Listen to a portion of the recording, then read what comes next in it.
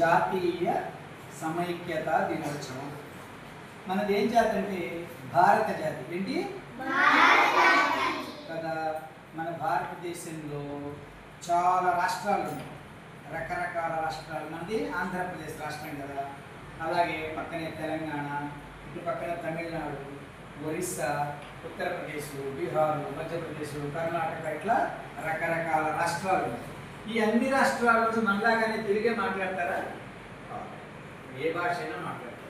మన బడిలో last year ఒక 4 పిల్లలు వచ్చి జాయిన్ అయ్యారు, గుర్తుందా? ఎవరెవరు? నీరజ్ కంబర్, సోహాన్ సింగ్, ఆర్యన్, గుర్తున్నారా? వాళ్ళందరూ ఎక్కడి నుంచి వచ్చారు?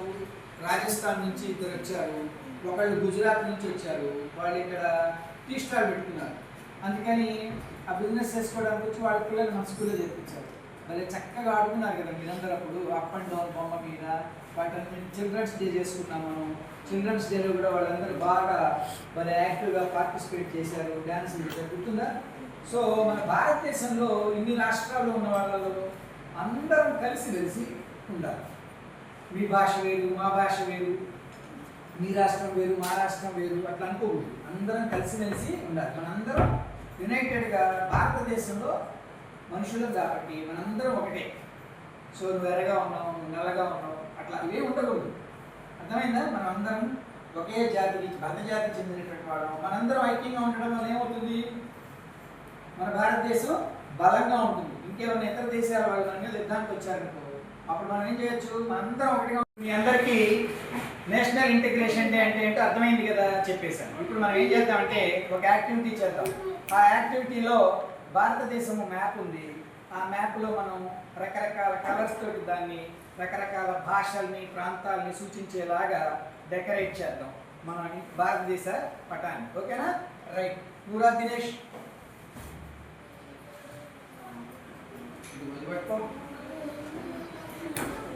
పట్టుకో, తీసుకురా. ఒక చోట శక్తి వెళ్ళా. Very good. ఇంకొక రండి. సరేరా, ఇంకో దాంట్లో తర్వాత రైనా, ఆర్యా, దా కమ్. నేను ఎత్తుకుంటారా? Very good girl. ఇదిగో పట్టుకో. అబ్బా, భలే వేసేసావు కదా. వచ్చింది. వెళ్ళు, కూర్చో. వెళ్ళి నీ సీట్లో కూర్చో.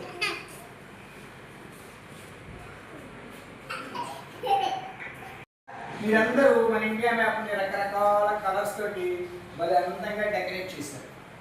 ఇందులో చాలా రాష్ట్రాలు ఉన్నాయి, చాలా రకాల మనుషులు ఉన్నారు, చాలా రకాల భాషలు మాట్లాడతారు. భిన్నత్వంలో ఏకత్వం అంటారు. రకరకాల భిన్న అభిప్రాయాలు, భిన్న భాషలు, భిన్న సంస్కృతులు, భిన్న సంప్రదాయాలు ఉన్నటువంటి భారతదేశంలో మనందరం ఐక్యంగా బ్రతుకుతున్నాం.